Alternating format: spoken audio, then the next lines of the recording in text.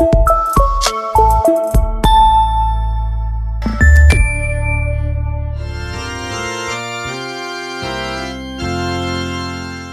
mofinaina isan'andro atolotry ny mpitandrina rakotina valina maoly.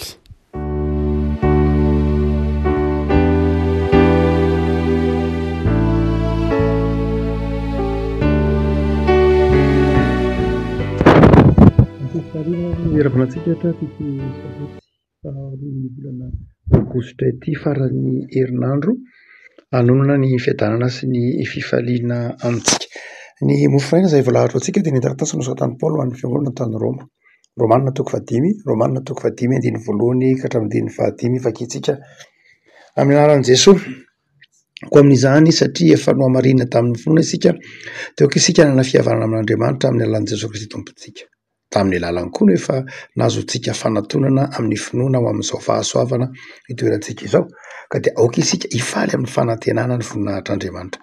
Ary tsy izany ihany, aoka isika hifaly amin'ny fahoriana aza satria fantatsika fa ny fahoriana mahatonga faharetana, ary ny faharetana mahatonga fahatsaram-panahy voazahatoetra, ary ny fahatsaram-panahy voazahatoetra mahatonga fanantenana, ary ny fanantenana dia tsy mampahaminatra.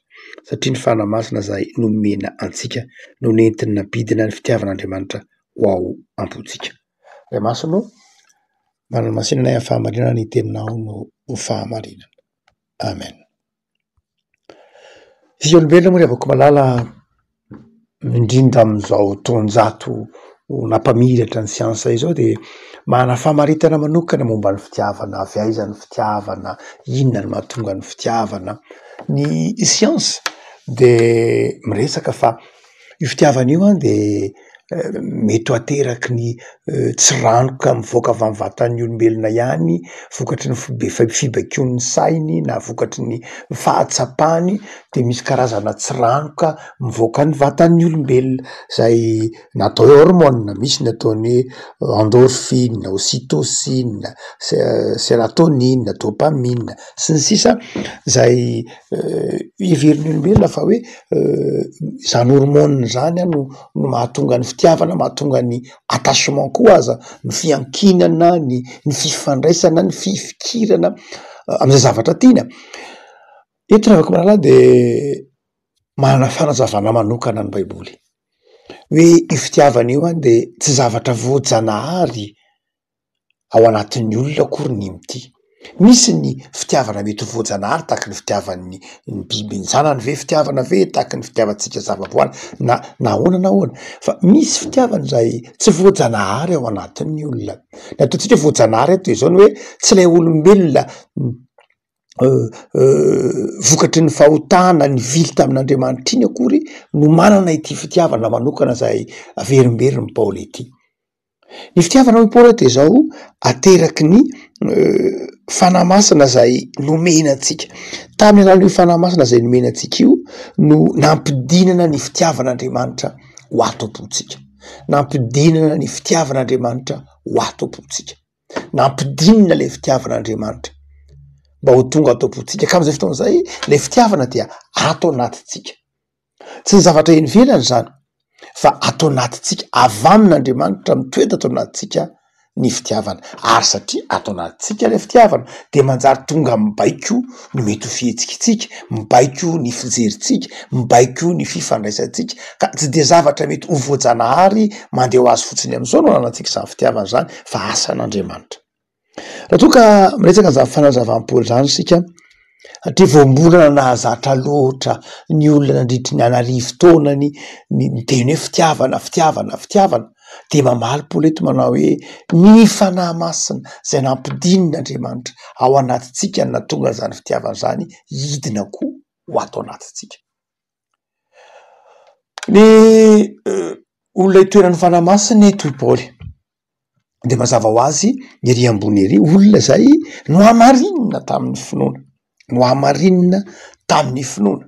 Ary eo dia ilay fanamarinana ny finoana. Mazava antsika mantsy amin'ny teolojia amin'ny Paoly, Korintiana voaloha telo ambin'ny folo, dia hoe ny fitiavana no lehibe indrindra, no lehibe mitaha amin'ny finoana sy ny fanantenana. fa eto any de opo manao hoe lay fanamarinana amin'ny finoana amin'ny alalan'i Jesosy Kristy tompo no niteraka lay fitiavana ao aty anatintsika. Zany hoe lay fitiavana dia nateraky lay fanamarinana amin'ny finoana ary nateraky ny fiasan'ny fahasoavana ao amin'ny finoana. Andininy faharoa, tamin'ny alalany koa no efa nazo antsika fanantonana amin'ny finoana ao amin'izao fahasoavana izao. Zany hoe ny fitiavana dia ateraky ny nanamarinany Kristy antsika tamin'ny rany. Ny fitiavana dia nateraky ny finoantsika, nateraky ny miasan'ny fahasoavan'Andriamanitra ato anatintsika. De tonga ato anatintsika azy zao ny fitiavana. Raha omaly fanontaniantsika zany, avaiza ny fitiavana? Avy amin'Andriamanitra ny fitiavana. Ahoana ny mahatonga ny fitiavan'Andriamanitra ho ato-pontsika? Avy amin'ny asan'ny Kristy to amin'ny azo fijaliana, satria nino ny famelan-keloka nataon'ny Kristy itsika, nino ny famonjena nataon'ny Kristy itsika, de izao tonga no amarinina tamin'ny finoana isika, tonga ambarina teo anatrehan'Andriamanitra. Vokatr'izay de mandray ny fanahy masin'Andriamanitra, dia tonga itoeran'ny fitiavan'Andriamanitra isika. Mazava zany ny fitiavana avaiza? Avy amin'Andriamanitra. Ary io mahatonga ny tsona mamerimberina nge tsona voalohany toko faefatra lavabe nazavany azy manao hoe ny zanak'Andriamanitra de mitoetra amin'ny fitiavana izay tian'Andriamanitra dia zanak'Andriamanitra raha teo. No zany dia ny fitiavana dia napetrak'Andriamanitra ty anatintsika rehefa avy no amarinina tamin'ny finoana isika dia manana ny fitiavan'Andriamanitra io. Tsy ilay mety ho fitiavana ataontsika hoe ateraky ny sérotonine fitiavana vafinaretana zay mety ho tahaka zany, fa fitiavana zay ambaran'ny Paoly ateraky ny asan'ny fanan'Andriamanitra. Raha ohatra ka mamakivaky ity Romana toko fahadimy ity tsika, na andeha ataontsika hoe mamakivaky ny andiny tsotra masina vitsivitsy, mitondra inona moa zany lay fitiavana? Rehefa atao anatintsika lay fitiavana, inona no entiny ho atsika? Rehefa nandray ny fanamarinany fanamasina ianao, nandray ny famelan-keloka nataon'i Jesosy ianao, de ampidin'Andriamanitra ato anatinao lay fitiavana, inona no entiny zany? Be de be no entiny zany ry havako malala. Fa izay tandrify ny mofinainantsika moa de ny hoe amin'ny ity volana aogositra ity de ny hoe mampahery ny mpino na mifampahery ny mpino, ny ateraky ny asan'ny fitiavana ato anatintsika ka manazava zany fifampaherezan'ny mpino zany isika, de izao ny fitiavana ato anatintsika ka mahatonga antsika afaka mifampahery. De voalohany indrindra de izao lasa manana fo mahay mamela heloka isika. Ny voalohany dikan'ny fifampaherezana ry havako malala, ny voalohany ateraky ny fitiavana ry havako malala, de fahatserovana famelan-keloka. Fahatserovana famelan-keloka satria fahatserovana ona vela heloka. Ny fitiavan'Andriamanitra de mampatsiaro antsika fanavelan'Andriamanitra heloka isika. Fa i fitiavan'Andriamanitra ato anatintsika io koa de mahatonga antsika mamela heloka. Raha atao hoe mampahery olona ianao, raha atao hoe mampahery ny havanao ianao na mampahery ny namanao ianao, de ny anankiray ampaherezanao azy de zao manao hoe navelan'Andriamanitra ny heloka. Zay na inona na inona. Tsy ampahery olona mihitsy ianao de miteny hoe tezitra aminao Andriamanitra. Tsy tezitra aminy Andriamanitra rehefa nandray an'i Jesosy izy, fa izao ampahereza izy fa navelan'Andriamanitra ny elony. De ianao koa mampahereza azy fa tianao izy navelanao heloka. Ny fanomezana tsara indrindra natongotr'Andriamanitra antsika ry havako malala de izao nanora ny zanany antsika ka nahatonga antsika ho vita fihavanana amin'Andriamanitra, ny famelan-keloka. Azadinoana, zay mahatonga amin'ny Paoly ange miteny eto manao hoe vita fihavanana amin'Andriamanitra amin'ny alalan'i Jesosy Kristy tompo. Ny fanomezana tsara indrindra nomen'Andriamanitra antsika de izao lay famelan-keloka tamin'ny alalan'i Jesosy nomeny antsika ny zanany malalany mba ho famonjena antsika. Ao ambadik'izay conséquence avokoa, ny fahasalamana, ny fitahiana, ny asa, ny vola, ny namana, zany rehetrany dia conséquence, vokatr'ilay fahavitan'ny fihavanana amin'Andriamanitra. Firenantsika an'ilay olona teo, inona no ateraky ny fitiavana?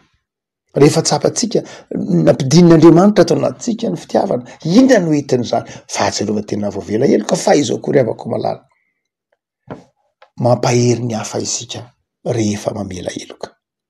Mandehana mamela heloka, avelao ny heloky ny namanao e. Raha ohatra ka ampahery olona ianao de zao ampahery ny namanao anao, tianao ny anana ny faherezana fa tsy olona kivy izy, tsy olona miondrika izy, tsy olona resy izy de zao apatsaivo azy fa voavelany elony, voavelan'ny olona, voavelanao ny elony. Fa mifanorevako malala ity fitiavana io tsika to de mampahery atsika mary ny dingan'ny fitiavana de mamela heloka. Fa ny dingan'ny fitiavana koa de zao rehefa atao anatintsika ity fitiavana ity izay nampidin'Andriamanitra tamin'ny fanan'Andriamanitra, tamin'ny fanamasina dia mahatonga atsika mamita-pihavanana amin'ny afaka mamela heloka. Fa mahatonga atsika koa manana fifaliana amin'ny fiainana isan'andro, manana fifaliana ny fitiavana zay ato anatintsika de mahatonga atsika manana fifaliana amin'ny vanim-potoana ankehitriny.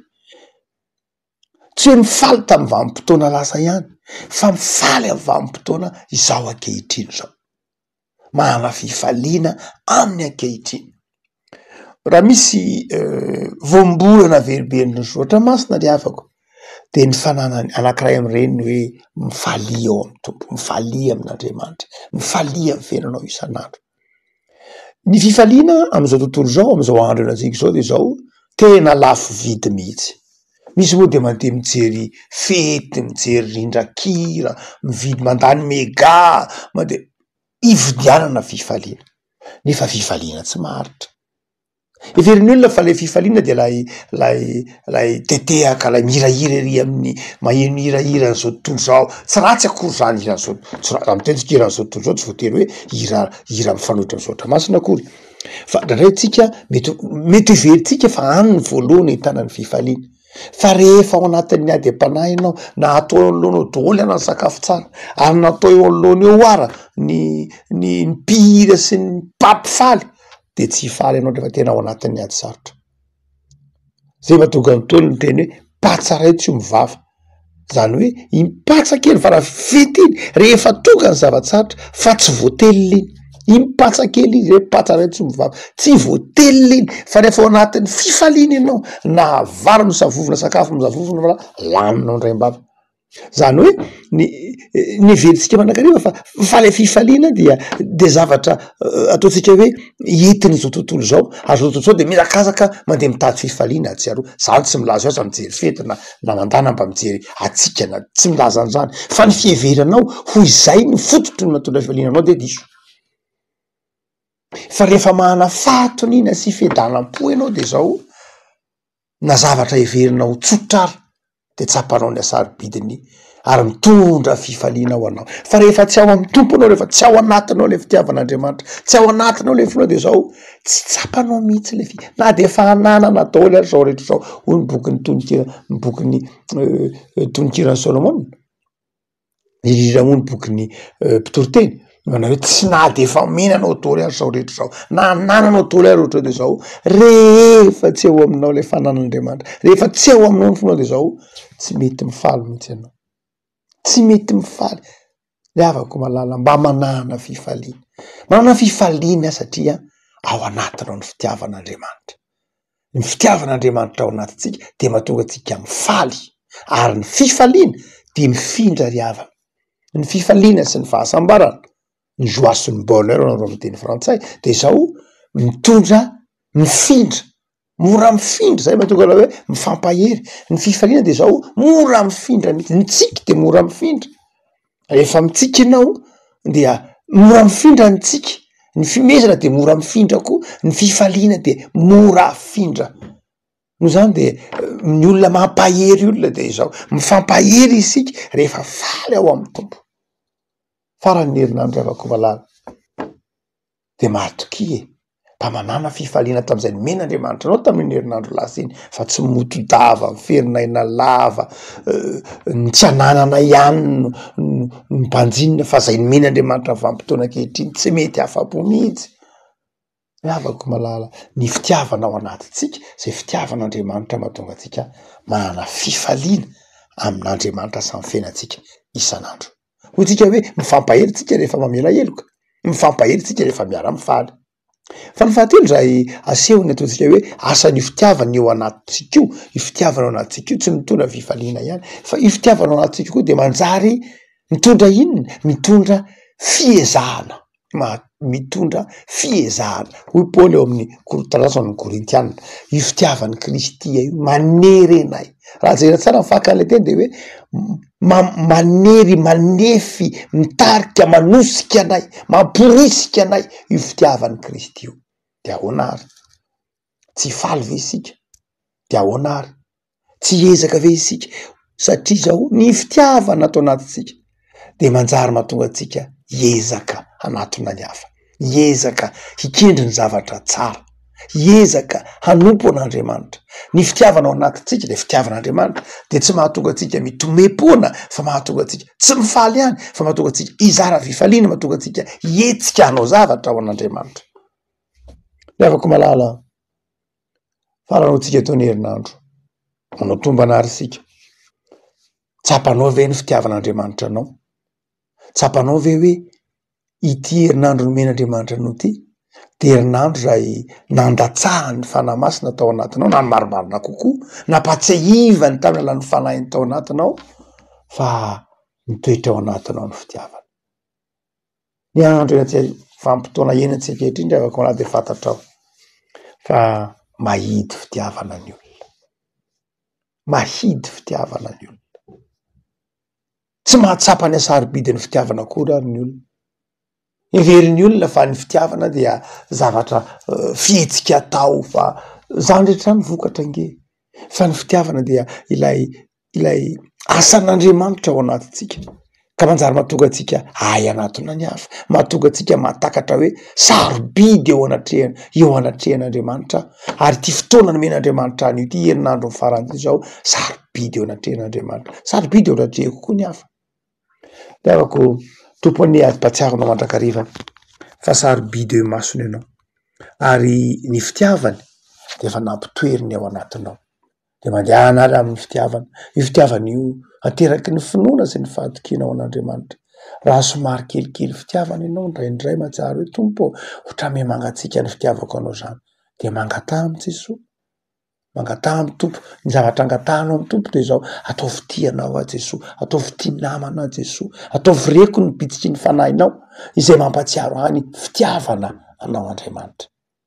Fa ny fitiavana eto dia mitoetra tokotsika ary manjary asa mampifaly an'Andriamanitra sy mampifaly ny namantsika.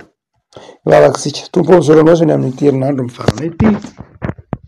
Saotra noho ny tokomenao fa ny fitiavana ty anatinay de asan'Andriamanitra, tsy asan'olombelona. Mahity zahay, tsy noho ny fahatsaranay, mahity ny mpiarabelona aminay zahay, satria ny fanahy masina ty anatinay mahatonga ny manam-pitiavana.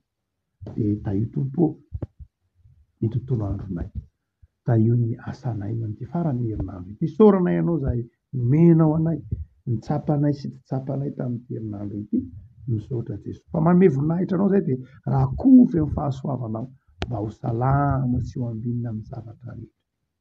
De raha nisy nampalahelo anao nataonay tamin'ny herinandro ity, na fisainany fo na ny asa, na mety misy zavatra mihitsy koa aza Jesosy na ny rasanao taminay tsy tanteraka io, de amin'ny anaranao